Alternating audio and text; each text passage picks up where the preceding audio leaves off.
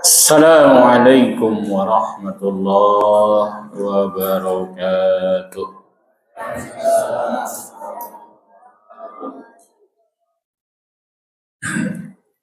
Innal hamdalillah nahmaduhu wa nasta'inuhu wa nastaghfiruh wa na'udzu billahi min sururi anfusina wa min sayyiati a'malina. Man yahdihillahu fala mudilla lahu wa man yudlil fala hadiya lahu. Ashhadu an la ilaha illallah wahdahu la syarika lahu wa ashhadu anna Muhammadan abduhu wa rasuluh sallallahu alaihi wa ala alihi wa ashabihi wa man tabi'ahum bi ihsanin ila yaumiddin. Usini wa iyyakum bi taqwallah. Kama qala tabaraka wa ta'ala fi kitabihil karim, ya ayyuhalladzina amanu taqullaha haqqa tuqatih wa la tamutunna illa wa antum muslimun. Ya ayyuhan nasu taqu rabbakumul ladzi khalaqakum min nafsin wahidah wa khalaqa minha zawjaha wa batha minhuma rijalan katsiran wa nisaa'a wattaqullaha alladzi tasaaluna bihi wal arham innallaha kana 'alaikum raqiba. Ya ayyuhalladzina amanu taqullaha wa qulu qawlan sadida yuslih lakum a'malakum wa yaghfir lakum dhunubakum wa man yuti'illaha wa rasulahu faqad faza fawzan 'azima. Amma ba'du fa inna asdaqal hadisi kitabullah wa khairal hadyi hadyu Muhammadin sallallahu alaihi wa alihi wa sallam wa sarral umuri muhdatsatuha wa kullu muhdatsatin bid'ah wa kullu bid'atin dhalalah wa kullu dhalalatin finnar.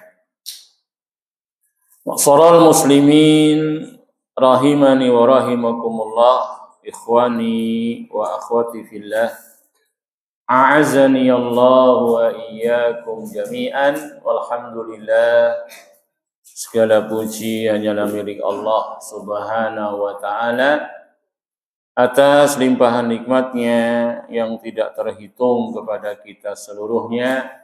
Alhamdulillah, di malam yang berbahagia ini kembali kita diizinkan oleh Allah bisa duduk bermajlis bersama, melanjutkan kembali pembahasan kitab Hukukun Da'at Ilaihal Fitratu wa Qarrarat Hasari'atu. Hak-hak yang fitrah telah menyeru, mengajak kepadanya dan telah ditetapkan di dalam syariat Allah subhanahu wa ta'ala. Pembahasan keindahan Islam memerintahkan pemeluknya untuk menunaikan hak-haknya mereka yang memiliki hak tersebut. Ya, mendudukkannya pada kedudukannya, ya, keadilan Ya, innallaha ya'murukum bil adli. Sesungguhnya Allah merintahkan kepada kalian untuk berlaku adil.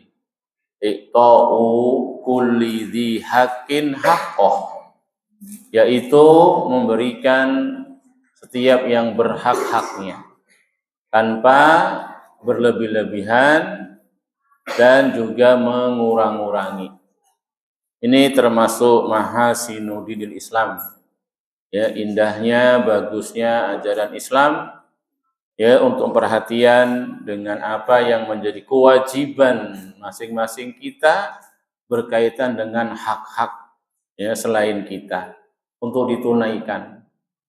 Dan kita hendaknya benar-benar fokus, ya, dalam melaksanakan kewajiban-kewajiban tersebut yang merupakan hak yang memiliki hak. Ya, tidak usah khawatir kalau ada mungkin hak kita yang dilalaikan orang lain. Tidak usah khawatir. Khawatir itu kalau kita nggak menunaikan haknya orang lain, karena kita akan dituntut di hari kiamat. Adapun hak kita yang mungkin nggak ditunaikan orang lain, itu nggak usah khawatir, pasti akan dikembalikan juga kepada kita di hari kiamat nanti. Karena kebanyakan manusia, ya, kadang cuma menuntut hak, ya, tidak melakukan kewajibannya. Ya, wailul lil mutaffifin, celaka itu al mutaffifin, alladzina idza ktalu 'alan nasi yastawfun wa idza kaluhum aw wazanuhum yukhsirun. Kalau jadi pembeli inginnya timbangannya yang sempurna, tapi pas jadi penjual dikurang-kurang. Ini al-mutaffifin, curang. Ya. Dia nuntut haknya, kewajibannya nggak dilaksanakan. Ini bertentangan dengan usul pokok. Di antara usul pokok ajaran Islam berlaku adil. Ya, tidak standar ganda katanya ya. Ini keindahan Islam, dan alhamdulillah buku kecil ini bersama dengan kecilnya banyak sekali faedah sudah kita ambil dari penjelasan Fadilatul Syekh Al-Allamah Muhammad Ibnu Shalih Utsaimin. Sini ada dibahas 10 hak karena kita nggak mungkin menunaikan hak-hak yang berhak kecuali dengan ilmu lebih dahulu. Ya, siapa saja itu yang punya hak atas diri-diri kita. Ya, ada haknya Allah, ini sudah kita bahas awal mula dahulu. Demikian pula hak-haknya Rasulullah Sallallahu Alaihi Wasallam, ada hak-haknya orang tua, ada hak-haknya anak, ada hak-haknya sanak kerabat, ada hak-haknya suami istri. Ya, terakhir kita sudah bahas, alhamdulillah, yang ketujuh, hukukul wulati warro'iyah, hak-hak pemimpin dan rakyatnya. Ini yang terakhir kali kita bahas, kita kaji. Ya, kita mohon kepada Allah Subhanahu wa taala agar terus memberkahi majelis-majelis ilmu taklim yang kita adakan. Dalam artian semoga dengan wasilah majelis ilmu ini Allah karuniakan kepada kita seluruhnya ilmu yang bermanfaat, yang benar-benar membuahkan amal soleh. Dari pembahasan kita, yaitu kita diberi taufik oleh Allah, dibantu, ditolong untuk bisa menunaikan hak-hak tersebut, sehingga kita bisa melaksanakan perintah Allah untuk berlaku adil. Dan dengan itu kita berharap akan rahmatnya Allah kepada kita, ampunannya, ridhonya, yang hanya dengan inilah, ya, dengan rahmat Allah, ampunan dan ridhonya, kita akan bisa masuk ke dalam surganya dan terhindar, dijauhkan dari azab dan siksanya. Ya, ilmu yang bermanfaat. Jadi datang belajar, datang taklim bukan ingin cari ilmu. Naam, termasuk para santri mondok pesantren bukan hanya cari ilmu, Di pesantren, di majelis ilmu, bukanlah ilmu semata-mata yang dicari, tapi lebih dari itu, bagaimana ilmu itu benar-benar mewarnai hidup kita, merubah akhlak perilaku kita dari yang kurang, bahkan mungkin cacat, bahkan mungkin jelek, menjadi pribadi yang memiliki akhlak-akhlak yang mulia, pribadi yang soleh dan solihah, yang menunaikan haknya Allah dan juga haknya makhluk-makhluknya. Ini lebih penting lagi dari sekedar ilmu, sekedar paham, ngerti, bisa jawab, hafal Quran, hafal hadis, hafal materi pembahasannya, juara bahkan mungkin ikut lomba cerdas cermat. Tapi kalau nggak ada wujud amaliyah dari ilmunya, ini ilmunya tidak berfaedah, bahkan bisa menjadi bumerang bagi pemiliknya. Na'udzubillah min dzalik. Ma'asyiral muslimin rahimani wa rahimakumullah, ikhwani wa akhwati fillah, a'azzani Allah wa iyyakum jami'an. Yang ke-8 dari pembahasan hak tersebut yang insya Allah kita bahas dalam pertemuan kali ini adalah di sini dibahas hukukul jiron, hak-haknya tetangga. Masya Allah, indah sekali. Agama Islam itu benar-benar mengatur seluruh sisi-sisi kehidupan kita. Bagaimana dari seluruh sisi-sisi kehidupan tersebut kita mendapatkan kebaikan, mendapatkan kemanfaatan, kenyamanan, ketentraman, dunia dan juga akhirat. Diatur seluruhnya sampai toh masalah bertetangga. Benar-benar Islam ini rahmat bagi alam semesta ini seluruhnya. Islam mengajarkan kepada umatnya untuk berbuat baik kepada sesama, bahkan kepada binatang, hewan sekalipun. Allahu Akbar. Apalagi orang-orang yang itu punya hubungan dekat dengan kita. Sebenarnya sudah lewat pembahasannya, sudah kita sampaikan tadi. Orang tua, anak-anak, kerabat, suami istri, ini mereka punya hak-hak yang banyak dan sudah kita bahas. Demikian yang akan kita bahas sekarang. Hakul jiron, tetangga kita. Beliau menjelaskan, al-jaru huwal qaribu minka fil manzil. Yang namanya tetangga itu orang yang dekat rumahmu, dekat tempat tinggal. Di sana ada khilaf para ulama untuk batasan tetangga. Berapa rumah dari rumah kita itu? Ada yang bilang 40 kanan, 40 kiri, depan, belakang. Ada yang bilang 10, macam-macam. Cuman itu semuanya dijelaskan tidak ada dalil. Suatu yang seperti ini tidak ada dalil pastinya dari Quran dan hadis, maka kaidahnya kembalikan ke uruf. Kembalikan ke uruf, yaitu adat kebiasaan. Adat kebiasaan di kampung kita. Kapan saja mereka menganggap ini tetangga, berarti itu berlaku hukum-hukum tetangga. Mau 10, 40 berapa, itu enggak ada batasannya. Kembali kepada uruf, kebiasaan satu masyarakat, kapan mereka menganggap ini tetangga. Baik, walahu hakun kabirun alaik. Ketahuilah bahwasanya tetangga itu memiliki hak yang besar atas dirimu. Hubungan tetangga ini sangat penting karena tetangga itu, ketahuilah, mereka memiliki hak atas dirimu dibanding yang lain, dibanding yang bukan tetangga. Makanya di sini Syekh menjelaskan, fa in kana qariban minka fin nasabi wa huwa muslimun falahu salah satu hukum.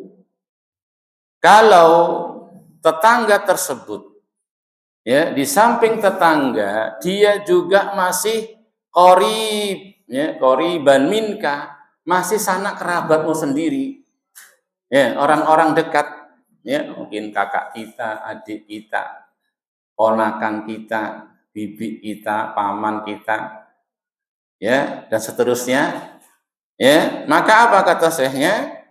Beliau menjelaskan di sini, wa huwa muslim, apalagi dia itu muslim, ya, falahu salah satu hukum. Maka yang seperti ini, tetangga yang seperti ini punya 3 hak berarti. Hak sebagai tetangga, hak sebagai kerabat, ya, dan hak sebagai muslim. Dan ini penting untuk dipahami, ya, karena kita dalam beramal itu nanti ada istilahnya skala prioritas. Kita tentunya ingin berbuat satu amal itu dapat pahalanya yang paling maksimal, yaitu yang paling maksimal. Antum ketika berbuat baik dengan tetangga, ya, yang dia itu masih kerabat kita juga, muslim juga, berarti apa di sini? Ada 3 penunaian hak. Ya, hak sebagai tetangga, hak sebagai kerabat, hak sebagai muslim. Berarti 3 pahalanya. Nah, itu dihadirkan di hati ketika kita berbuat baik tersebut. Ya, semakin banyak hak di dalamnya, semakin besar pahalanya. Begitu. Ya. Kemudian kata beliau, wa in kana musliman wa laysa biqarib fin nasabi falahu haqqani. Kalau cuman muslim toh, tetangga, ya, muslim, maka dia punya dua hak, yaitu hak sebagai tetangga dan hak sebagai muslim, ya. Wa kadzalika in kana qariban wa laysa bi muslimin falahu haqqani. Bahkan sampai toh tetangga itu, ya, bukan sanak kerabat kita, bukan juga orang muslim. Berarti apa ini kalau bukan orang muslim? Non muslim. Ya, tetanggaan sebelahnya Nasrani misalnya begitu, atau Yahudi. Maka apa?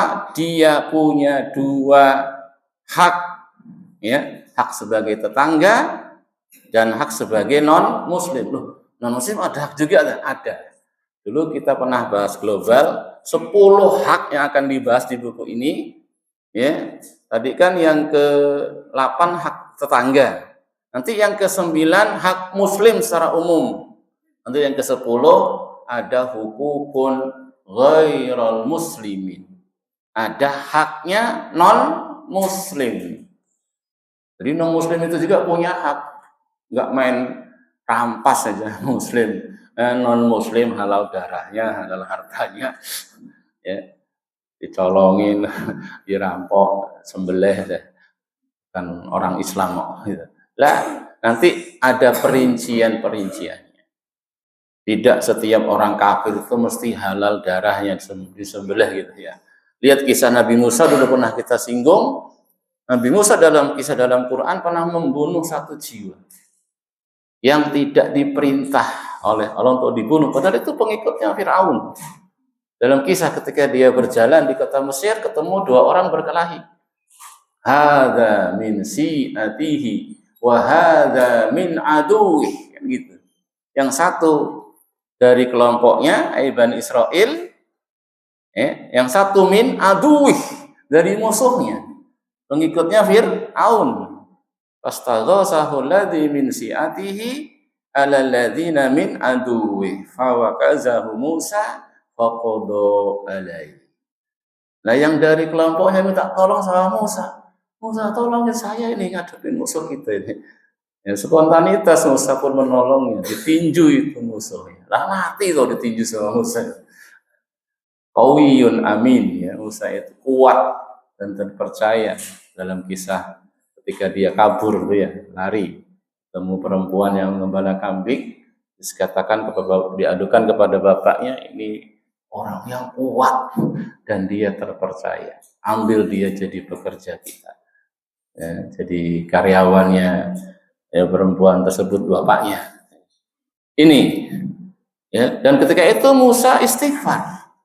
Hadza min amali syaitan, kata dia. Ini adalah amalnya syaitan. Dia mohon ampun kepada Allah, Allah ampuni. Tapi itu kejadian sampai dibawa-bawa di hari kiamat. Ketika padang mahsyar, manusia letih, capek, menderita, nunggu perkara mereka belum diputus-putuskan juga. Mereka diilhamkan oleh Allah mendatangi para nabi, minta syafaat. Termasuk Nabi Musa. Nabi Musa mengatakan nafsi, nafsi, diriku sendiri, aku juga nggak tahu ini gimana aku ini. Ya, aku pernah membunuh jiwa yang aku nggak diperintah untuk membunuh. Berarti jelas musuhnya. Ya, ini hati-hati orang kafir juga punya. Nanti kita bahas di bagian akhir. Bagaimana perincian orang kafir. Jadi kata syekhnya, kalau toh tetangga itu bukan kerabatmu, bahkan bukan muslim, berarti non muslim pun masih punya hak sebagai tetangga, nggak boleh diganggu. Alah, orang kafir aja kok setel Quran kuat-kuat, ya dia judek. Nah, nggak boleh. Dia punya hak sebagai tetangga, nggak boleh diganggu. Malam-malam waktu istirahat tidur kita gaduh. Mungkin gaduh dengan sunnah aja nggak boleh ya. Wah, sunnah kan ya nyetel ceramah kuat-kuat, nyetel Quran kuat-kuat. Apalagi acara bid'ah, bingar-bingar. Wah, ini udah acaranya bid'ah ganggu tetangga, walaupun kafir ini double dosanya. Ya, ada skala prioritas. Semakin banyak haknya, semakin banyak juga. Udah tetangga kita, ya muslim, kerabat kita, anak yatim, miskin lagi. Nah, ini itu berbuat dunia banyak tuh pahalanya. Tapi ini dihadirkan di hati. Karena innamal a'malu binniyat. Makanya Abu Bakar itu disebutkan, sahabat Abu Bakar Siddiq, itu melampaui sahabat yang lainnya bukan masalah banyaknya amal, tapi apa yang di hatinya. Ini fikih niat. Orang kadang berbuat kebaikan sama, bentuknya zahir, tapi pahala bisa beda. Ya, seorang yang berilmu dia punya skala prioritas. Ya, karena kadang-kadang kita punya kemampuan terbatas. Nggak mungkin dikasih semua, kita cuma punya sedikit, ingin kita beri. Mana yang didahulukan? Nah, cari yang paling banyak pahalanya. Yang paling banyak pahalanya, yang paling banyak punya hak kepada kita. Tadi gambaran. Ini tetangga, muslim lagi, kerabat lagi, bahkan bapak kita sendiri mungkin, bahkan ibu kita sendiri. Udah itu dia miskin, ya, yatim nggak bawa kita. Berarti tambah banyak haknya, tambah banyak pahalanya. Ini awal mula dari apa yang beliau jelaskan tentang ketahuilah bahwasanya tetanggamu ya itu punya hak. Itu ada aturan dalam bertetangga, ada adab-adabnya, ada akhlaknya, itu diatur dalam Islam. Sampai-sampai para ulama itu ada yang nulis buku khusus tentang adab-adab bertetangga, hak-hak tetangga. Ada sebagai nulis buku khusus karena hal ini banyak disebutkan dalam dalil Quran dan juga hadis tentang haknya tetangga. Maka mari kita sebagai muslim, mukmin, ya, mengagungkan, memuliakan apa yang diagungkan, dimuliakan oleh Allah, yaitu tetangga kita. Mereka punya hak kepada kita. Kemudian Fadilatul Syekh Muhammad Ibn Shalih Utsaimin ya menyebutkan ayat Quran surat An-Nisa ayat 36. Ya, Allah Subhanahu wa taala berfirman, ya, wa'budullaha wa la tusyriku bihi syai'a wa bil walidaini ihsana wa bidzil qurba wal yatama wal masakin wal jari dzil qurba wal jaril junubi was sahibi bil jambi wa bani sabili wa ma malakat aymanukum innallaha la yuhibbu kulla mukhtalin fakhur. Ya, ayat ini dulu pernah kita bahas juga. Karena dalam ayat ini disebut beberapa hak yang dulu pernah kita bahas. Yang pertama Allah mengatakan wa'budullaha wa la tusriku bihi syai'a. Beribadahlah kalian hanya kepada Allah dan jangan kalian mensekutukan Allah dalam ibadah tersebut dengan sesuatu apapun. Jangan disekutukan. Esakan Allah dalam ibadah. Jadikan Allah satu-satunya zat yang berhak kita ibadahi. Ya, dan juga yang lain-lainnya dari apa yang merupakan kekhususan Allah. Yang sudah pernah kita bahas, yang Allah harus diesakan di dalamnya, disendirikan. Dalam perbuatan-perbuatannya, menciptakan alam semesta, memilikinya, menguasainya, merajainya, mengaturnya, kita esakan. Hanya Allah yang melakukan itu seluruhnya. Allah enggak bersekutu di dalam dengan makhluk-makhluknya.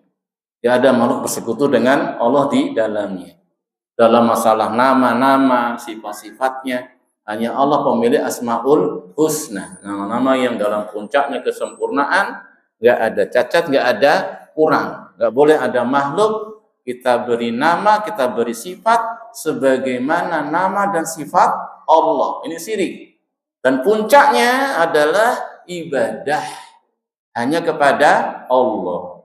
Kemudian yang berikutnya wabil walidaini ihsana. Ini dia yang kedua pembahasannya. Dan berbuat baiklah kepada kedua orang tua. Dulu pernah kita bahas, loh, kok langsung orang tua? Mana haknya Rasul? Wa'budullaha wa la tusriku bihi syai'a wa bil walidaini ihsana. Beribadalah hanya kepada Allah, jangan sekutukan siapapun, berbaktilah kepada kedua orang tuamu. Loh, mana haknya Rasul? Nomor 2 kan haknya Rasul dulu sebelum orang tua. Loh, kok enggak disebutkan? Saya masih ingat. Siapa yang masih ingat jawabannya? Mana haknya Rasul di situ? Wa'budullaha wa la tusriku bihi syai'an, haknya Allah. Langsung berikutnya apa? Wa bil walidaini ihsana. Dan berbuat baiklah kepada kedua orang tua. Padahal dalam pembahasan di buku ini, yang kedua itu setelah haknya Allah, bukan haknya orang tua. Tapi haknya Rasulullah. Loh, kok enggak disebutkan di situ? Enggak ada. Siapa yang bisa jawab? Siapa yang masih ingat?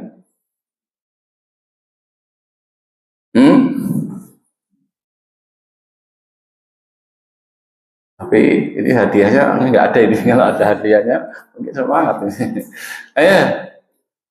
Haknya Rasul, walaupun nggak tersebut di situ, sudah terkandung dalam haknya Allah. Ngapa? Karena kita nggak bisa ibadah kepada Allah tanpa Rasul. Bisa nggak? Ibadah kepada Allah tulus ikhlas, tapi nggak ngikuti Rasul, sia-sia, mardud, tertolak. Man amila amalan laisa alaihi amruna fahuwa raddun. Siapa beramal ibadah, amal ibadahnya nggak ada padanya amal ibadah Rasul, tertolak. Ya, jadi sekalipun dalam ayat ini tidak disebut haknya Rasul secara gamblang, tapi sudah ada di situ haknya Rasul. Apa tadi? Karena untuk beribadah kepada Allah tidak bisa tanpa sunnah Rasul. Itu sudah kita bahas, cuman lupa. Tulis lagi berarti. Tulis lagi, besok lupa lagi. Di murojaah. Jadi nggak bisa dipisah. Haknya Allah, haknya Rasul nggak bisa dipisah. Disebut satu, ngikut itu sudah yang satunya. Ya, disebut satu, ngikutnya mesti ikut, nggak bisa dipisah. Karena ikhlas dengan mutaba'ah itu nggak bisa dipisah. Sebagaimana dulu kita bahas, rukun Islam yang pertama itu dua isinya. Itu asyhadu alla ilaha illallah sama asyhadu anna Muhammadar Rasulullah. Kenapa nggak dipisah aja toh? Ya, pertama asyhadu alla, kedua asyhadu anna Muhammadar Rasulullah, baru kemudian sholat, puasa, zakat, haji. 6 jadinya. Nggak 5. Kenapa kok jadi 1 itu? 2 padahal isinya tadi nggak bisa dipisah. Sebagaimana syarat diterimanya amal tidak bisa dipisah. Beramal ikhlas tok, tapi nggak sesuai dengan sunnah, ditolak. Sesuai dengan sunnah, tapi nggak ikhlas, ditolak. Apalagi sudah nggak ikhlas, nggak sesuai dengan sunnah. Dah pamer, sombong lagi. Ternyata bid'ah. Ini Masya Allah. Harus ikhlas, harus sesuai sunnah baru diterima, nggak bisa dipisah. Ini ya, jadi sini saya ulangi lagi, ini pernah kita bahas, sekalipun nggak disebut secara gamblang haknya Rasul, tapi sudah ada, sudah terkandung dalam penyebutan wa'budullah wala tusyriku bihi syai'a. Kemudian wabil walidain ihsana, sudah, kemudian wabidzil qurba, dan berbuat baik kepada sanak kerabat. Ini sudah kita bahas. Wal yatama wal masakin, dan orang-orang yatim, orang-orang miskin. Kenapa disebut yatim dulu baru miskin? Nah, ini juga nanti ada faedahnya. Tadi ketika kita berbuat baik. Ketika kita berbuat baik, ini banyak orang miskin, tapi kita nggak mungkin bagi-bagi semua. Mana yang kita dahulukan? Yang ini. Sudah miskin, yatim, ini didahulukan. Kenapa? Berbuat baik kepadanya, ada berbuat baik kepada orang miskin plus orang yatim, dapat 2 double pahalanya. Baik, kemudian berikutnya yang jadi pembahasan kita. Disebutkan di situ wal jari dzil qurba wal jaril junubi. Ya, wal jari dzil qurba wal jari dzil junubi, dan tetangga yang masih kerabat dan tetangga yang bukan kerabat. Didahulukan penyebutan tetangga yang masih ada hubungan kerabat dibanding tetangga yang sudah jauh bukan kerabat. Tadi pembahasannya. Karena tetangga yang masih kerabat punya hak lebih dibanding cuma tetangga saja yang bukan kerabat. Ini salah satu penafsiran jari zil kurba dengan jaril junub, yaitu tetangga yang masih kerabat, tetangga yang sudah bukan kerabat orang jauh. Dalam penafsiran yang lainnya, maksud dari jari zil kurba, tetangga dekat maksudnya muslim. Penafsiran yang lainnya, tetangga jauh maksudnya non muslim. Ini penafsiran yang lainnya. Dan ini penafsiran tidak saling bertentangan, bahkan saling melengkapi. Sebagian sudah disinggung di awal oleh syekhnya. Ada tetangga non-muslim, maka dia apa? Masih punya hak tetangga untuk kita tunaikan. Jadi kalau sudah tetangga, muslim lagi punya 2. Hak tetangga dengan hak muslim. Tapi kalau non-muslim cuma 1 saja haknya, hak sebagai tetangga. Begitu. Jadi ini dia ayat Quran Surat An-Nisa 36 ada penyebutan tetangga. Bahkan di sini disebutkan juga wasahibi bil jambi. Sahibi bil jambi, rekan dalam perjalanan, teman safar. Tentu itu juga ada hak bagi kita. Karena yang disunahkan dalam safar itu kalau bisa jangan sendirian. Safar, perjalanan jauh, itu yang sunnah hendaknya berjamaah, ya, rombongan, itu lebih banyak manfaatnya. Kalau bisa, ya, kalau memang nggak ada ya gimana lagi. Cuma seandainya bisa bareng-bareng, itu hendaknya diambil. Safar itu bareng-bareng, ya, karena dalam safar bareng-bareng itu lebih jauh dari godaan setan. Setan itu ibarat serigala, carinya kambing yang sendirian. Dan itu kita rasakan ikhwan. Kita safar berdua, bertiga, itu lebih terjaga kita. Ya, dibanding safar sendirian. Safar kan jauh dari tempat tinggal kita, nggak ada yang kenal. Padahal kita ini muncul ya, nggak ada yang kenal aja kok. Ya. Kemudian kita sembarangan, kita nongkrong di mana gitu, lepas-lepus mungkin. Ada temannya kan, malu. Mau lihat apa? Malu. Ya, mau jelalatan kan ada temannya, ada penjagaan. Ya, dan kalau ada apa-apa lebih mudah, ada temannya ya untuk kemudian terjadinya tolong-menolong dalam kebaikan. Itu. Baik. Jadi disebut juga apa di sini tentang sohibibil jambi, teman sejawat. Ya, maksudnya teman dalam perjalanan. Itu juga punya hak lebih. Kemudian disebut wabni sabil, orang-orang yang safar yang mungkin kehabisan bekal, semisalnya ini juga punya hak ya bagi orang-orang yang di tempat itu untuk membantu orang yang safar tersebut yang tertimpa mungkin musibah ya, mungkin kecopetan ya, dirampok atau mungkin bekalnya habis ya, ini dia punya hak sebagai seorang yang sedang dalam perjalanan untuk kita bantu, untuk kita tolong. Masya Allah, indah betul Islam ini ya. Wa ma malakat aimanukum, dan budak-budak kalian, Allah, budak pun ada hak juga.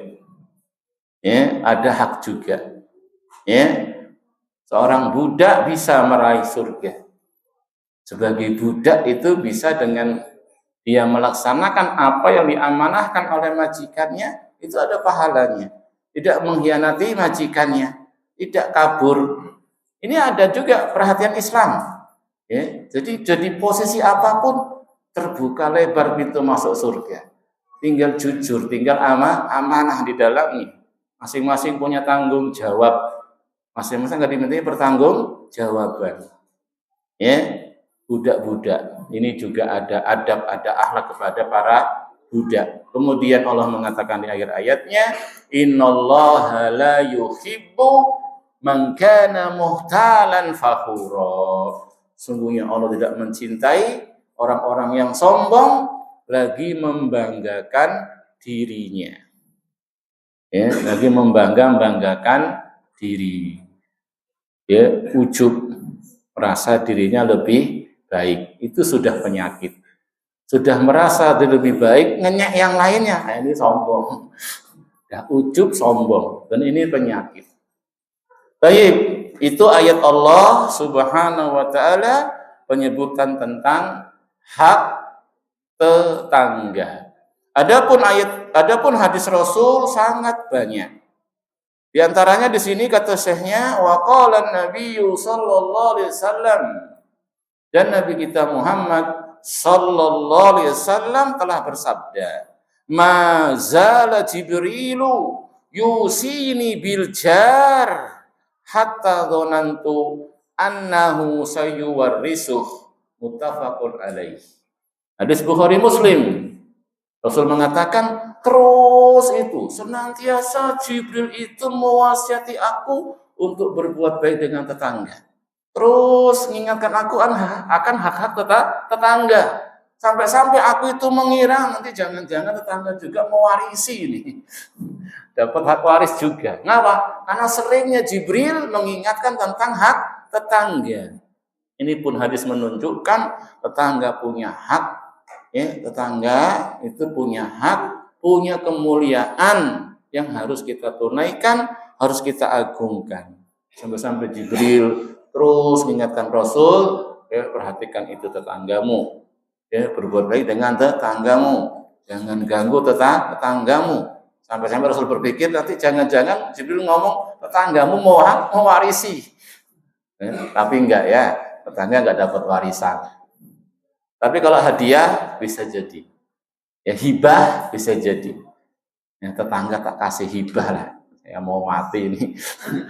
Tak kasih bagian juga. Namanya hibah bukan warisan. Boleh. Ya, itu tolong nanti sawah ujung sana untuk tetangga kanan kiri kita. Masya Allah. Itu namanya hibah. Boleh saja. Ya, tapi enggak boleh sampai sepertiga harta. Paling banyak kalau mau hibah dari harta kita sepertiga, enggak boleh lebih. karena ada hak waris anak-anak kita. Udah azan dulu ya. Tafadhal man muadzin wal yuadzin.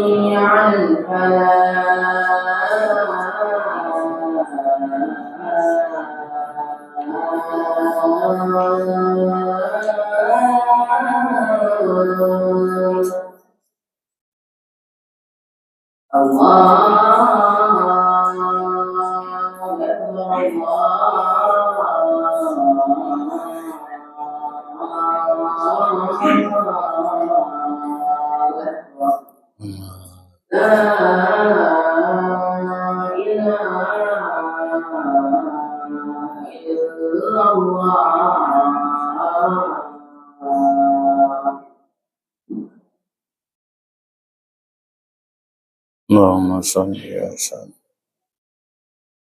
wa sayyidina Nabi. Allahumma rabbana sallallahu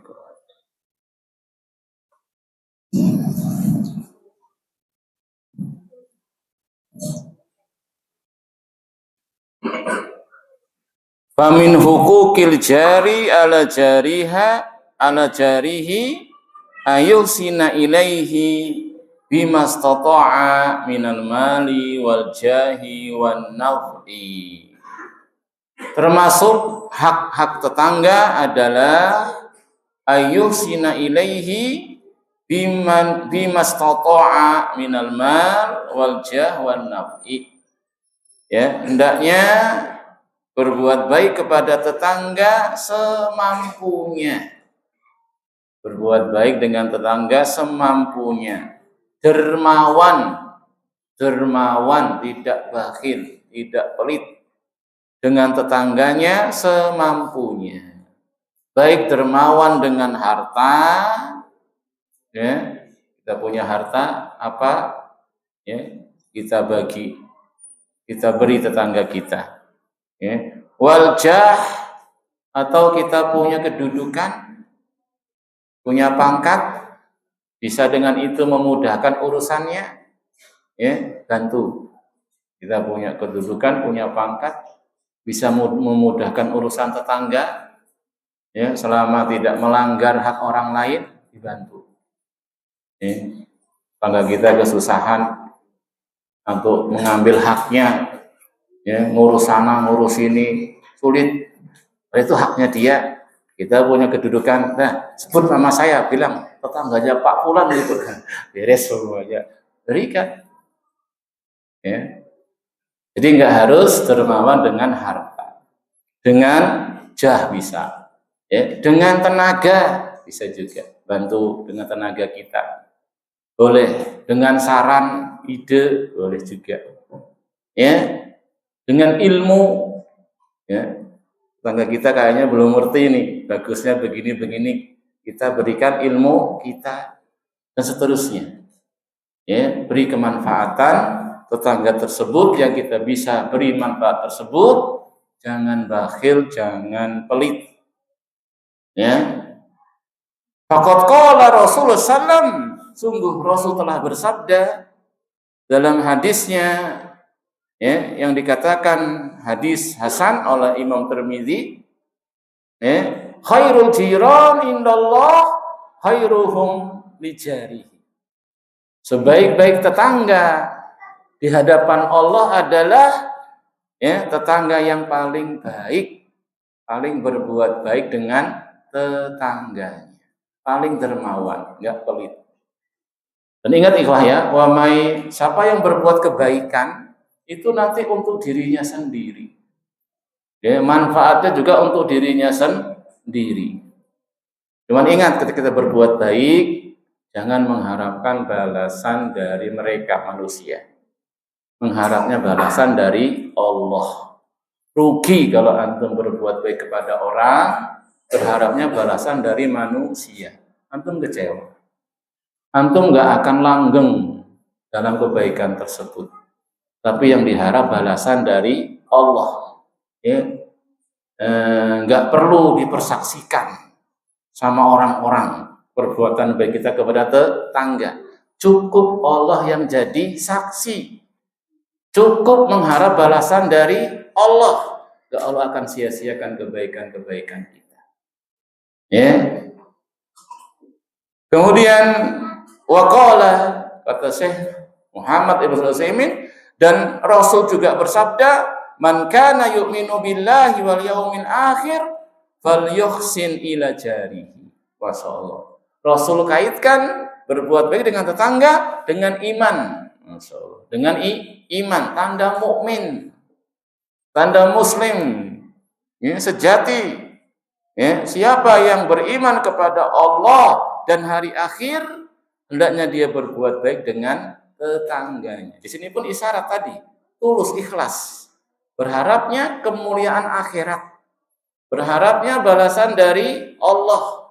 Mau tetangga balas nggak jadi poin. Balas ya, alhamdulillah, dia tetangga yang baik, ngerti bersyukur, ngerti terima kasih. Nggak balas, berharap pahala dari Allah. Ingat, fokus kita kepada kewajiban.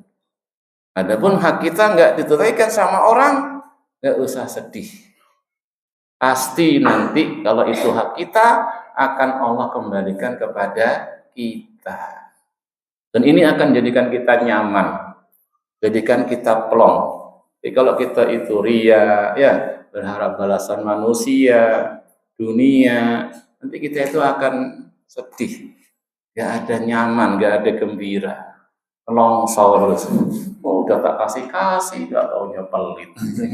Kacau lah kita, rugi kita, rugi. Bener ya, kalau kita nggak tulus, itu rugi kita, rugi besar. Ya, kalau ingin untung besar, ikhlaskan sudah. Bahagia kita. dan akan menjadi pahala di sisi Allah Subhanahu wa taala. Walaupun sekali lagi sudah sering kita sampaikan, ngomong ikhlas itu gampang. Ikhlas gampang, tapi prakteknya tuh yang ngomong belum tentu bisa juga ini. Karena kita ini manusia. Manusia itu apa? Senang pujian, ya, takut celaan, itu manusia. Dan ya senang juga dengan dunia, lah siapa yang senang dengan dunia? Nah, itulah ujian ketulusan. Makanya ikhlas itu berat. Karena jiwa kita ini senang pujian. Jiwa kita nggak senang dicela. Jiwa kita senang dengan dunia. Siapa nggak senang dengan dinar, dengan dirham, dengan sanjungan? Tapi terus kita tahan. Itu dia tulus, itu dia ikhlas. Kalau kita nggak tulus, sekali lagi kita nggak langgeng dalam kebaikan. Ya, kalau kita nggak tulus, kita rugi besar. Ya, siapa yang dalam amalnya ingin dunia, Allah kasih, Allah beri. Cuman di akhirat nanti nggak dapat balasan lagi. Kan sudah dipuji sama orang, ya sudah, nggak usah lagi minta sama saya pahalanya. Sudah dipuji kan, sudah dibilang dermawan, sudah dibilang ringan tangan, suka membantu, udah diumumkan, udah ditulis, ya kan? Ya sudah, besok di sana nggak dapat bagian lagi.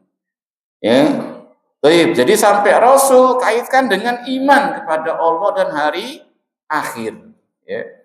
Wa qala aidan, Rasul juga bersabda, Masya Allah, idza tabakhta maraqatan fa'aksir ma'aha. Kalau kamu masak, ya, masak daging atau semisalnya, ya, banyakin kuahnya, berbagi dengan tetangga. Ya, ada adab berkaitan dengan pemberian tetangga, tidak boleh meremehkan pemberian tetangga.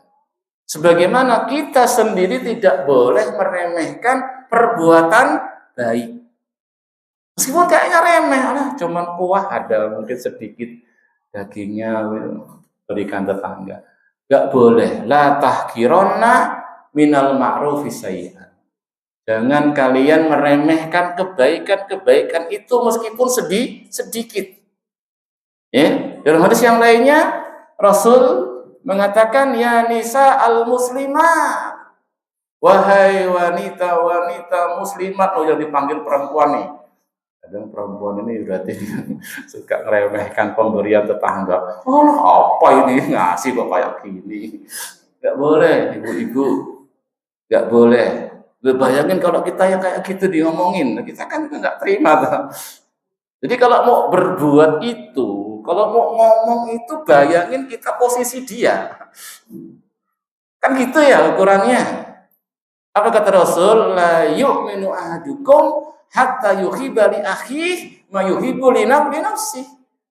Gak sempurna iman kalian itu sampai kalian mencintai untuk saudaranya apa yang dia cintai untuk dirinya. Jadi kalau mau berbuat, mau bersikap, mau ngomong, itu bayangin kita di posisi dia. Kita pengennya diapain ketika kita seperti itu? Ya, cuman bisanya mungkin ngasih ini. Kita inginnya ya diterima, dimakasih, disyukuri. Demikian orang sama. Ya, jadi ukur dengan diri kita. Jangan apa tadi? Al-mutawifin, ya. Standar ganda. Ya. Kalau dia pengennya dihormati, dimuliakan. Begitu orang lain dicemooh, dihina. Ini standar ganda al-mutawifin. Ya, awas itu nanti. Pasti berhadapan dengan pengadilan Allah, nggak bisa lepas. Ya, jadi ada hadis, ya nisa al-muslimat, wahai wanita-wanita muslimat, la tahkironna jaratan lijaratiha walau firsatas.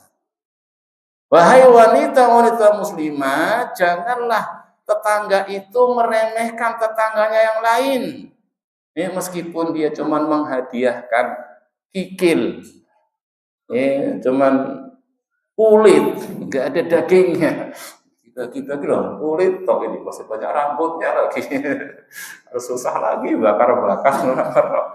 Mana dagingnya? Ada sedikit juga. Dimasak tanggung nggak dimasak gimana? Akhirnya cuma mencela yang memberi. Udah nggak bisa nikmati, dapat dosa.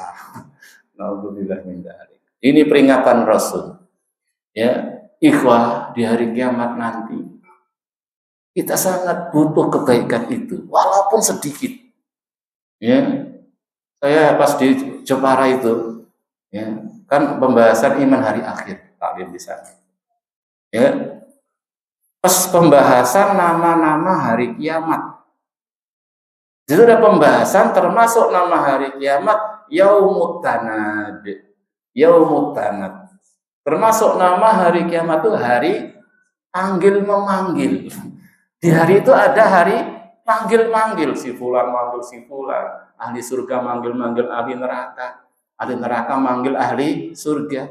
Dikisahkan termasuk yang manggil ngomong Ashabul A'raf.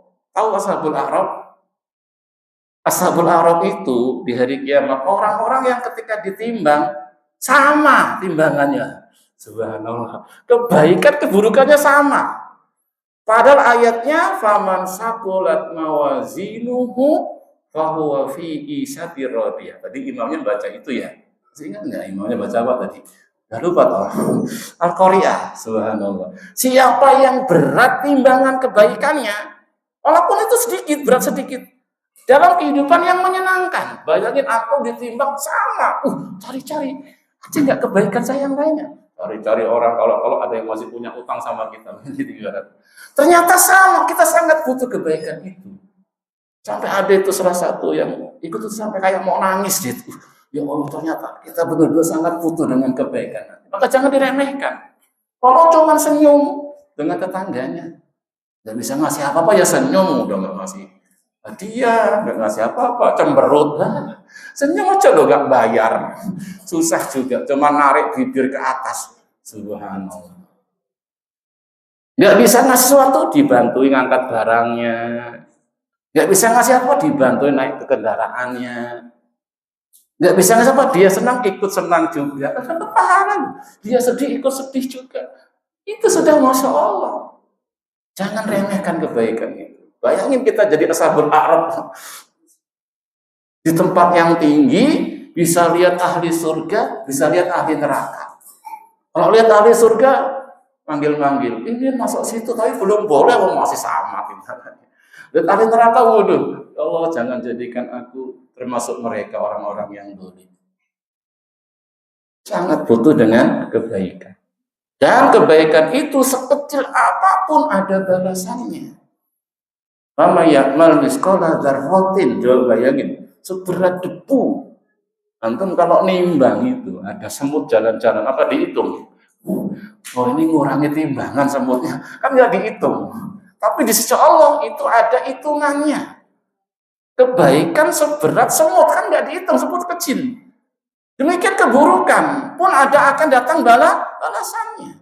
Walaupun itu kamu lakukan di gunung sana, nyumput di antara batu-batu, nggak ada yang ngerti. Kamu berbuat kebaikan sedikit akan ada balasannya.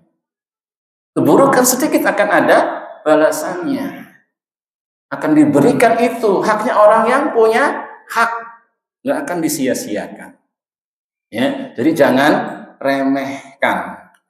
Kata Rasul apa? Kalau masak perbanyak kuahnya, bagi-bagi. Lumayan kok kuah ya, kok. Apalagi makannya suka seret-seret itu, bagian yang berkuah-kuah.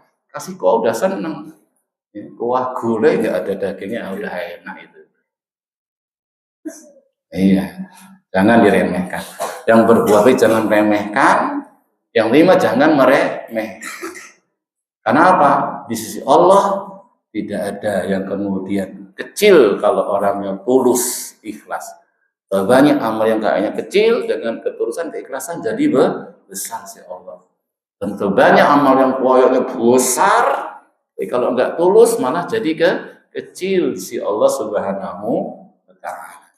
Dan yang paling dekat pintunya dengan kita itu yang lebih berhak, ya, lebih didahulukan. Yang paling dekat dengan kita, udah nyium baunya, ini baunya enak ini, masak apa ya tadi itu, ternyata cuma dapat baunya toh. Kan dia paling dekat ya. Biasanya kan ngerti dia. Sampai ke sana hawanya. Ya. Karena Rasul mengatakan dalam sebuah hadis ketika Aisyah bertanya, ya, yang maknanya, wahai Rasulullah, saya memiliki 2 tetangga. Kemana saya berikan hadiah ini? Nah, saya kan belum nggak bisa semuanya. Tadi skala prioritas. Rasul mengatakan ila aqrabihima minki baban. Ke rumah yang paling dekat pintunya denganmu. Ya, ini.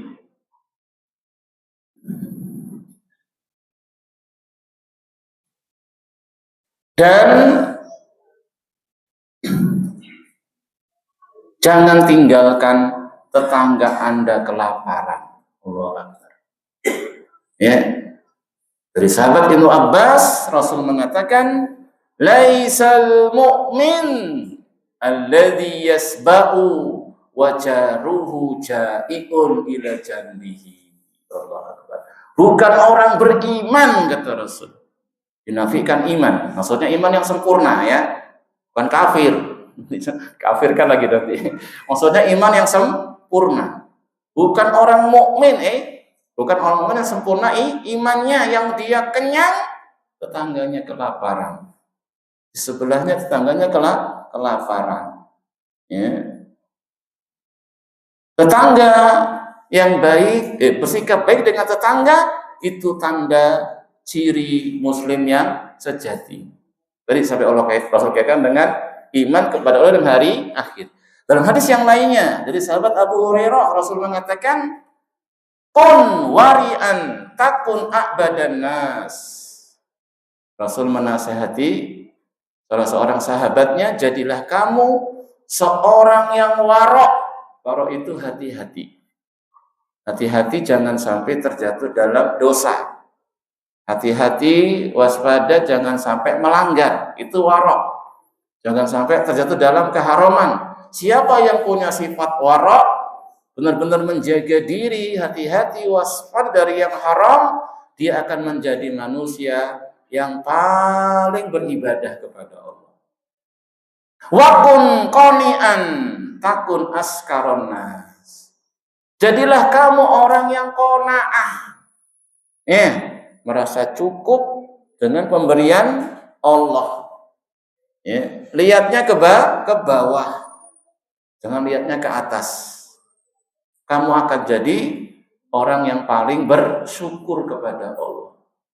Orang yang menganggap besar nikmat Allah. Merasa qanaah, jangan merasa kurang saja. Bersyukur itu yang sudah ada di tangan kita. Jangan mikirnya yang belum dapat. Kalau mikir yang belum dapat, enggak bahagia kita. Enggak nyaman hidupnya, susah, menderita.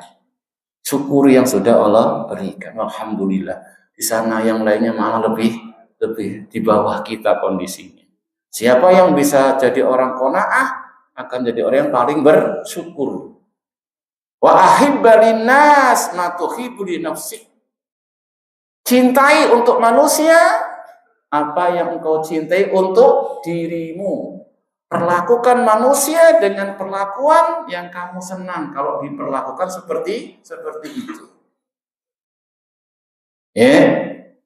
Takun mukminan. Kalau kamu memperlakukan manusia dengan perlakuan yang kamu senang kalau diperlakukan seperti itu dia mukmin sejati. Tadi ya hadisnya ya. La yu'minu ahadukum hatta yuhibba li akhihi ma yuhibbu li nafsihi. Enggak beriman dengan iman yang sempurna salah seorang dari kalian sampai dia mencintai untuk saudaranya apa yang dia cintai untuk dirinya. Kemudian kata Rasul, wa ahsin jiwaro man jawaroka takun musliman. Berbuat baiklah dengan tetanggamu, kamu jadi muslim yang sejati.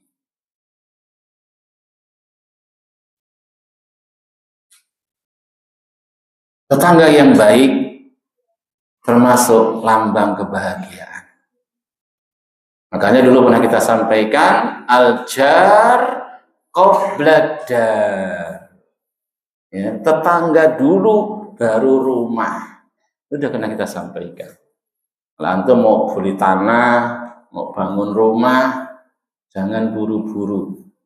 Tengok, termasuk yang perlu ditimbang sangat, kira-kira nanti siapa yang bakal jadi tetangga kita. Karena kewajiban orang tua kepada keluarganya adalah memberikan bagi mereka lingkungan yang baik. Ini termasuk nanti usaha meraih anak yang soleh, yang soleha, keluarga yang bahagia, yang nyaman, ya, memberikan kepada keluarga anak turunan kita lingkungan yang baik. Makanya tetangga dulu, baru kemudian rumah. Maksudnya kalau mau buat rumah, mau bangun rumah, lihat dulu kanan kiri, kira-kira yang bakal jadi tetangga kita siapa. Karena kalau kita sudah kadung bangun, beli tanah udah mahal, bangun juga sudah Masya Allah mati-matian, kadang sampai utang-utang segala karena tanggung, ya. Namanya bangun kan nggak ada namanya sesuai perhitungan ya, mesti di luar perhitungan, tambah-tambah. Udah jadi tinggal nempati, tetangga kanan kiri penjahat semua kan. Ngenes gitu, jadi mau pindah gimana, nggak pindah gimana. Makanya dilihat dulu sehingga belum sampai udah kadung bangun, kita bisa cari tempat lain gitu. Ya, jadi kata Rasul arbaun minas sa'adah. Ada 4 perkara sumber kebahagiaan. Al-mar'atu sholihah, istri yang sholihah. Masya Allah, enaknya sholihah. Bahagia. Istrinya tolihah, susah kita hidup ini. Kemudian yang kedua, wal maskanul wasi, tempat tinggal yang luas. Itu kebahagiaan juga. Ya, ada kerabat datang, orang tua nengok, ada ruang, ada tempat, ya, gak bingung, ini gimana? Pak tamu juga gak punya ruang tamu, harus susah, sempit rumahnya. Rumah yang luas termasuk tanda sumber kebahagiaan. Kemudian yang ketiga jadi pembahasan kita, wal jarus solih, tetangga yang solih, yang tadi menunaikan hak sebagai tetangga, menunaikan kewajiban. Kemudian yang terakhir, wal markabul hani, dan kendaraan tunggangan yang nyaman. Punya motor, punya mobil nyaman, nggak harus besar, nggak harus mahal, nyaman. Nggak mogok aja, bengkel lagi, susah kita. Baru jalan sebentar udah dorong, susah ini ya. Ya nggak harus mahal, ya nggak harus mahal, nyamannya. Bahkan nggak perlu mahal-mahalan di situ. Mendingan untuk yang lainnya kalau masih ada duitnya.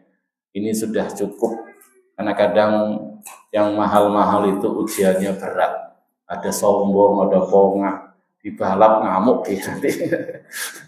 Dibalap lo ngamuk semua gara-gara. Emang saya nggak bisa balap, mobil kayak gitu balap-balap saya. Kadang muncul ujub, bangga diri, nanti ngeremehkan yang lain. Rasul loh pernah dalam hadis apa? Cuma naik himar. Tahu himar? Himar kayak kuda tapi kecil. Boncengan lagi, Allah Akbar. Dan naik himar boncengan juga. Rasulullah, tawaduknya Rasulullah. Udah itu taklim di atas himar. Wih, subhanallah, ngajari yang di bonceng. Rasulullah besar. Yang pentingnya nyaman, yang penting dia kuat, nggak mogok dan seterusnya. Ini 4 kebahagiaan. Di antaranya tetangga yang soleh, gitu.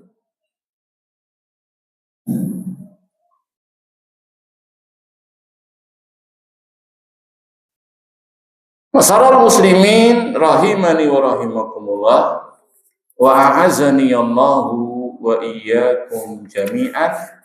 Itu dia hak yang pertama yang dibahas oleh syekhnya berkaitan dengan tetangga, yaitu jadilah tetangga yang dermawan, ramah, ceria, senyum, tidak bakhil, tidak pelit, memberi manfaat kepada tetangganya. Kemudian beliau mengatakan, wa minal ihsan ilal jar taqdimul hadaya ilaihi fil munasabat.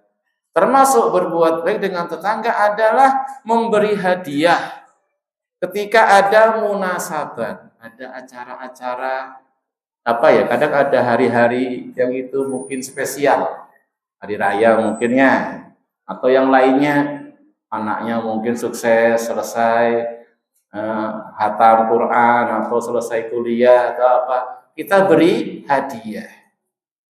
Ya, dan yang semisalnya, ini termasuk berbuat baik dengan tetangga, bergembira, ikut bergembira ketika dia bergembira, ikut bersedih karena dia sedih, jangan kebalikannya, dia sedang gembira kita malah murung, ya, dia dapat apa gitu hadiah dari atasannya, kita malah meriang. Ada malah meriang, malah sakit hati, hasad. Nah, ini nggak benar. Jadi ketika dia gembira, kita juga nampakkan ke pernikahan, beri hadiah, beri dia hadiah, begitu. Selama itu bukan perayaan yang haram. Tapi kalau perayaan yang haram ya nggak boleh kita ikut bantu-bantu, ikut cawe-cawe. Nanti adanya tawasi bil haq, tawasi bis sober. Tetap dinasihati agar kita terlepas di tanggung jawab di hadapan Allah Subhanahu wa Ta'ala. Mungkin ini dulu ya taklim kita. Pertemuan kali ini masih ada di sini pembahasan bentuk-bentuk hak tetangga yang lain. Insya Allah kita bahas dalam pertemuan yang akan datang. Demikian yang bisa kita bahas. Semoga bermanfaat. Lebih dan kurangnya saya mohon maaf. Ayo ikhwah seluruhnya kita bersungguh-sungguh ya, meraih kebaikan-kebaikan akhirat dengan tetangga yang kita miliki. Jadikan itu ladang pahala kita ya, dalam apa yang kita mampu dari kemanfaatan yang kita berikan kepada tetangga kita.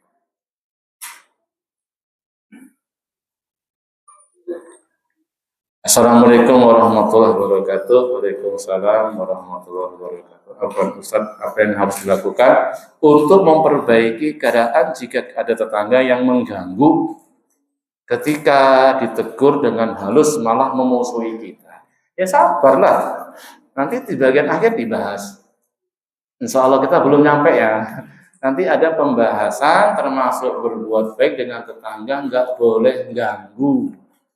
Gak boleh dolim, ya, hartanya, kehormatannya, badannya. Ini pembahasan besok. Nanti gimana kalau tetangganya yang ganggu? Nah, jawaban pertama ya sabar. Ya, sabar. Tetap ingat tadi ya poinnya. Tetap kita lakukan kewajiban kita. Jangan keburukan tetangga kita balas dengan keburukan. Itu enggak menjadikan bagus, nambah parah. Idfa billati hiya ahsan. Ya dia malah marah, musuh ya sabar. Ya salah namanya beramal ma'ruf ya. Beramal ma'ruf resikonya ya kayak gitu mesti. Kadang yang orang sakit itu antum kasih minum yang seger aja enggak enak. Ya antum kasih sate juga enggak enak, masih sakit. Apalagi disuntik tenanan gitu. Jadi sabar, ini orang masih sakit dikasih obat, nggak ngerti kalau itu obatnya, artinya pahit aja dia, ngomel-ngomel, marah-marah, ya sabar. Ya sabar tadi berharap pahala kepada Allah, jangan kita jadi berubah buruk gara-gara keburukan di dia. Tetap berbuat baik, tulus, ikhlas. Jangan lupa didoakan. Ketika kita sudah kerja, sudah usaha maksimal yang kita bisa untuk kebaikan dia, ternyata dia malah semakin jahat, maka jangan lupa pintu langit diketuk dan terus diketuk. Mohonkan hidayah untuknya ya kepada Allah Subhanahu wa Ta'ala. Ya Allah, bukakan hati tetanggaku ini ya Allah. Lembutkan hatinya. Jadikan dia menerima nasihat. Ini juga termasuk Masya Allah ini. Mendoakan tetangga, dia nggak ngerti, goib, itu Masya Allah. Kita dapat doanya mana? Malaikat. Jadi tanggapi dengan positif.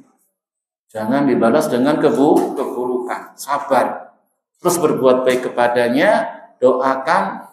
Tapi ini juga ngomongnya enak ya. Belum tentu yang ngomong ini bisa juga. Tapi inilah belajar, inilah taklim. Tawasi bil haq. Karena Allah mengatakan, idfa billati hiya ahsan. Balas dengan yang baik. Enggak boleh keburukan dengan keburukan. Jadi tetap laksanakan kewajiban itu sebagai tetangga, sabar. Satu lagi jangan lupa didoakan. Ketuk pintu langit. Minta kepada Allah membukakan hatinya, merubah wataknya. Dan itu mudah bagi Allah Subhanahu wa taala. Demikian Allah alam bisawab. Subhanakallahumma wa bihamdika asyhadu an la ilaha illa anta astaghfiruka wa atubu ilaik. Wa akhiru da'wana anil hamdulillahi rabbil alamin. Wassalamualaikum warahmatullahi wabarakatuh.